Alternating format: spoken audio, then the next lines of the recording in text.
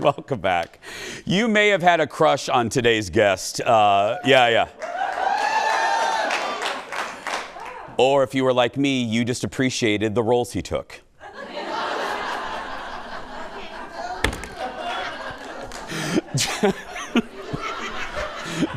Jason Behr has been acting on screen for decades. His breakout role, you guys know this, came with the monster hit Roswell on the WB. He starred as Max, an alien finding love in New Mexico. Not only that, he's had roles in Dawson's Creek, Buffy the Vampire Slayer, and more. Audience, give it up for Jason Behr.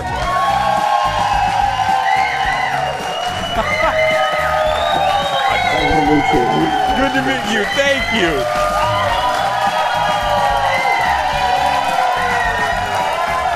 Please sit.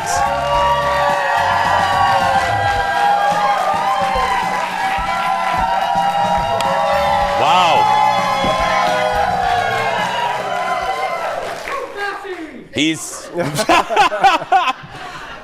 I know he's horribly unattractive, right? Yes. I gotta say, thanks for putting up with me. We've been talking about you, and the crew knows this. I've been laughing because I made a fool of myself with Jason because I saw that you started following me. I started following you, and then Fallon was so embarrassed because then I'm like, hey, here's my number. And I'm like, what the hell am I doing? Like, this guy doesn't know me. And then Fallon was ashamed to be seen with me, and then, so thank you for putting up with me. Oh, absolutely. Yeah. You had me at Shiver Me Timbers.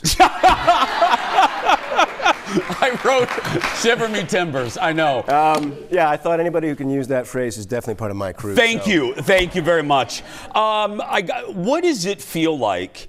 What does it feel like to be a part of something like Roswell, where you have such a fan base that no matter how much time passes, they follow you, they appreciate the work? What is that like? It's really special.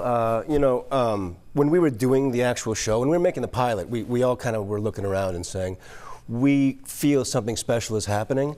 And it turned out to be true. I think we all had a wonderful time on it. But people come up to me to this day and they talk about how they watched it, how it helped them maybe through certain hard times, and how maybe they introduced it to their children, or their parents introduced it to them, and so it's this gift that keeps on giving that we had no idea that was going to be the case. Well, I was going to ask, because I've had so many.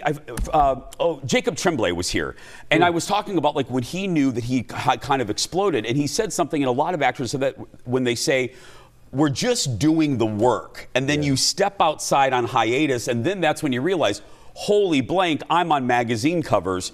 Did you kind of have that phenomenon when you realized, you're shooting episodes, and then you go out and you're like, oh, people are recognizing me in the mall? Yeah, it was our show didn't come out until probably maybe 6 months after we were actually shooting the show, and we had gotten an entire season pickup. And so when they promoted it, though, they had the billboards around Los Angeles. You don't have it here so much, but in Los Angeles, they have a lot of like billboards for TV and for movies and stuff like that. And the WB picked our show to kind of put that everywhere. And I have this great picture of my grandfather standing on Barham Drive with his little finger up like that. Really? Yeah, pretty cool. Oh. And what is a joke off the intro is it weird, because just like Fallon and I will never be music stars, we'll never be on Teen Dream magazines. I know, that boat has sailed for me. What is that like? All kidding aside, it must be flattering, but it's also like you walk by and there you are on Tiger Beat. Back then we had Tiger Beat back in the day. But you know what I mean? Is that just weird? Yeah, it's definitely weird. Yeah. When they start telling you, like asking you, like, what's your favorite TV show? What's your favorite movie? What do you like to drink? What kind of socks do you wear? the famous boxers or briefs. That's when it really. How many times do you think you've been asked that, lovely jewel? Many. Yeah. But it's weird, right? Yeah, it's a strange thing. It is a strange thing. Because you're an actor, and then people are like, they have you in their lockers. Well, yeah. I don't mean you literally, I just mean a picture of you. I'm available for bar mitzvahs and for high school graduations. Yeah, no, it is strange. Funny enough, when I was back here growing up, I did a public service sort of like campaign for the Minnesota Department of like non-smoking. And what would happen, I took this picture, it was basically back then they had practical. So I had this big giant lifesaver, and it said, if you smoke, you have a major breath problem. And it was in every school in Minnesota for decades. With your face. With my face, yeah. Looking rather pitiful. If you have that picture, please send it to us. Yeah. We have. Aren't you were raised around here, right? I was, yeah. Yep. My parents were hippies, so we kind of moved around a lot. I lived, on a farm with chickens and cows, and lived in the city with city stuff. But buildings and things. Chickens with city stuff. I was sort of like the country mouse and the city mouse, but my parents, we finally settled down in Richfield. So I went to Richfield Junior High. Yeah. Oh, Richfield? Yeah. Okay. Jeff's clapping for Richfield. You brought everybody in from Richfield. Right, exactly. That. More with Jason when we come back. Back in a moment, everybody.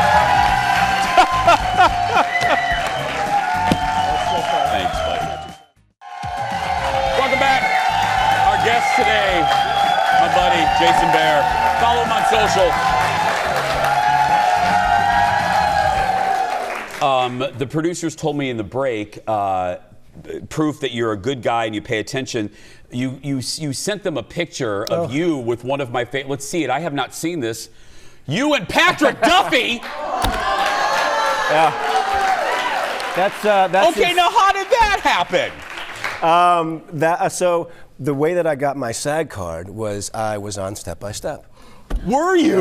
Yeah, 2 episodes, and I played a guy who thought he was Butthead from Beavis and Butthead. So you did not. I did. Really? Yeah. I had really long hair at the time, and they're like, yes, you must keep it. And so they had like a beehive of my hair going up. This is pre Ryan Gosling on SNL, if you look it up. Yeah. And Mikey Day, but yeah. So I had my Beavis, and it was like these 2 guys emphatically believed that they were Beavis and Butthead, and fun fact, I had never seen Beavis and Butthead. When you played that? Yeah. So I had to do a quick deep dive, and we didn't have streaming or the internet back in the day, and there was certainly no place that I could go and rent the show. It was just VHS tapes. It was just VHS tapes. So I luckily had a friend who had recorded all of them, and so I did a real quick deep dive into it. And also, Michelle Williams was also on my first episode.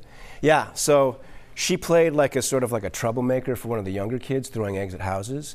And so I've known her since she was probably around 13 years old. That is crazy. Because then I went to Dawson's Creek and I played sort of like her love interest later on. Yeah.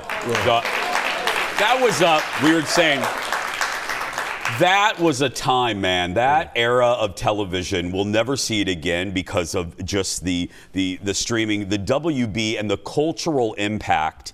It's a cousin question of what I said in the first segment. You guys was the lot. Were you all film? You guys were next to each other, kind of. Were you guys near each other or around each other? Well, Paramount and Warner, you guys were in separate studios, but did you get together? Were you guys, a lot of you, friends? Well, we all shot in different places. Yeah. Like I was saying during the break, we shot on Paramount. Yeah. And up in Aqua Dulce and West Covina for the main street of Roswell. But we all got together. The WB was remarkable at their ad campaigns designed for teenagers.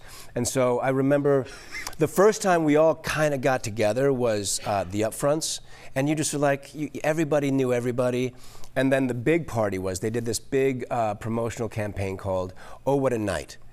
And it was, and Vitamin C did like this sort of remake of Oh What a Night, who ended up being my neighbor in Los Angeles. Seriously? Yeah, and our kids would play together.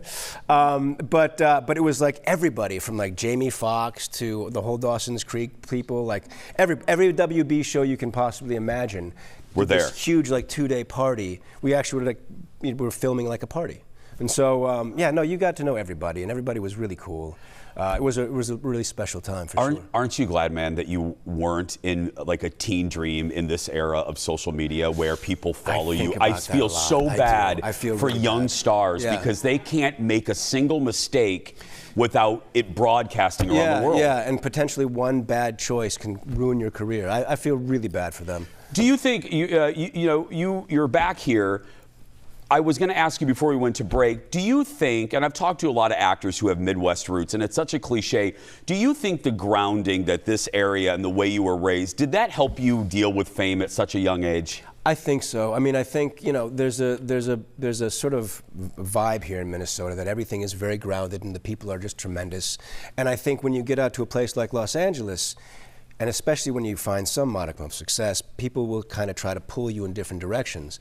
And it's really important to have that firm, foundation, grounding and foundation to kind of like keep your head in the, not up your butt. And correct me if I'm wrong, you met your wife on The Grudge, right? Yeah, I did. Out of all the things that I've done, I would say that was the most impactful. Look at you guys. Oh, yeah.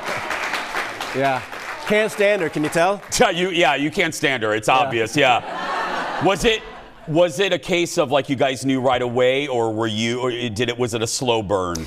You know what it was we became best friends first. First? It was really... That's the best. It's the best thing. Like, you go through relationships and things work in some ways and then they don't in others.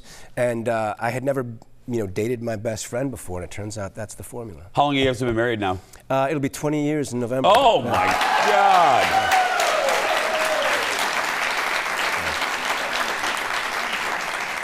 We were taking that picture of Patrick, doing the cons and the conventions. Do you get a kick, do you get a joy out of meeting the fans from the various points of your career? I do, because it's one of those things where, in speaking earlier, like people will come up to you and tell you that, you helped them through cancer.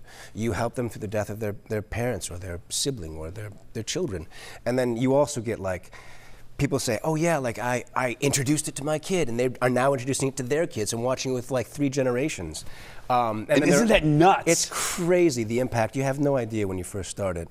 But also, sometimes people will come up to you out of random things and ask you to quote stuff from like Supergirl or like Buffy, and I'm like, I was on one episode of Buffy. I don't know if I can. And then all of a sudden it comes flooding back. You like remember everything you said in this episode. But it's wonderful. Stay right here. We're going to wrap things up in a little bit. Stay right there. Fallon's coming out. People ask you to do. Well, go ahead.